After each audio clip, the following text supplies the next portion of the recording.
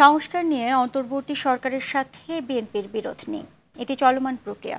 জনগণের দুঃখ দুর্দশা ঘোচাতে না পারলে সংস্কার টেকসই হবে না, এমন মন্তব্য করেছেন বিএনপির ভারপ্রাপ্ত চেয়ারম্যান তারেক রহমান। বলেন, ঐক্য বিনষ্ট করতে বিতাড়িত স্বৈরাচার ও তাদের দোসররা নানামুখী ষড়যন্ত্রে লিপ্ত। বিতাড়িত অপশক্তি আর বাংলাদেশের রাজনীতিতে ফিরতে পারবে না বলে হুঁশিয়ারি দেন তারেক রহমান। জাতীয় প্রেস ক্লাবে ঢাকা সাংবাদিক ইউনিয়নের বার্ষিক সাধারণ সভার বক্তব্যে তিনি এসব কথা বলেন। দেখুন জাহিদ রহমানের রিপোর্ট। সাংবাদিক বন্ধুগণ, জাতীয় প্রেস ক্লাবে ঢাকা সাংবাদিক ইউনিয়নের বার্ষিক সাধারণ সভায় প্রধান অতিথির বক্তব্য রাখেন বিএনপির ভারপ্রাপ্ত চেয়ারম্যান তারেক রহমান। বলেন, আওয়ামী লীগ ও স্বাধীনতা একসাথে যায় না। ফ্যাসিবাদ সরকারের সময় সাংবাদিকতার বস্তুনিষ্ঠতা প্রায় হারিয়ে গিয়েছিল। আমরা দেখেছি গণমাধ্যমের প্রতিটি শাখায় অধিকাংশ ক্ষেত্রেই বস্তুনিষ্ঠতা প্রায় হারিয়ে গিয়েছিল। তবে গণতন্ত্রের পক্ষের সকল শক্তি এবং সাংবাদিক সমাজকে সতর্ক থাকা দরকার। আমাদের গণতন্ত্র প্রতিষ্ঠার যে চলমান যাত্রা বাধাগ্রস্ত করতে কিন্তু এরই ভিতরে নানা রকম ষড়যন্ত্র শুরু হয়েছে।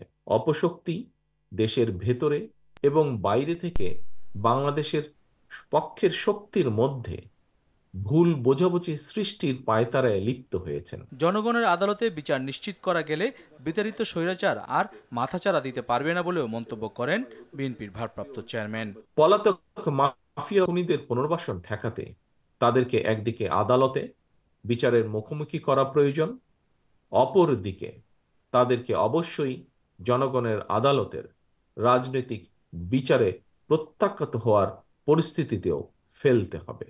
আমি দৃঢ়ভাবে বিশ্বাস করি, গণবিরোধী বিতাড়িত অপশক্তি বাংলাদেশের রাজনীতিতে আর মাথা তুলে দাঁড়াতে সক্ষম হবে না। তারেক রহমান বলেন, যৌক্তিক সংস্কারের পাশাপাশি নির্বাচনের ব্যবস্থা জরুরি। যারা বলেন নির্বাচন আগে নাকি সংস্কার আগে, তাদের উদ্দেশ্য ভিন্ন। সংস্কার কার্যক্রম নিয়ে অন্তর্বর্তীকালীন সরকারের সঙ্গে বিএনপির কোনো বিরোধ নেই। সংস্কার আগে নাকি নির্বাচন আগে, যারা এ ধরনের প্রশ্ন তুলে জনমনে বিভ্রান্তি সৃষ্টির অপচেষ্টায় লিপ্ত হয়েছেন, তাদের উদ্দেশ্য কিন্তু ভিন্ন। সংস্কার কার্যক্রমকে কার্যকর করতে চাইলে সবার আগে জনগণের নিত্য দিনের দুর্দশা লাঘবের ব্যবস্থা করা দরকার। শহীদদের আকাঙ্ক্ষার গণতান্ত্রিক ও মানবিক বৈষম্যহীন বাংলাদেশ গড়ার দায়িত্ব পালনে সবাইকে ঐক্যবদ্ধ থাকার আহ্বান জানান তারেক রহমান। পলাতক স্বৈরাচারের নির্দেশে শুধু জুলাই আগস্টে গণ অভ্যুত্থানে কমপক্ষে 2000 ছাত্র জনতাকে শহীদ করা হয়েছে।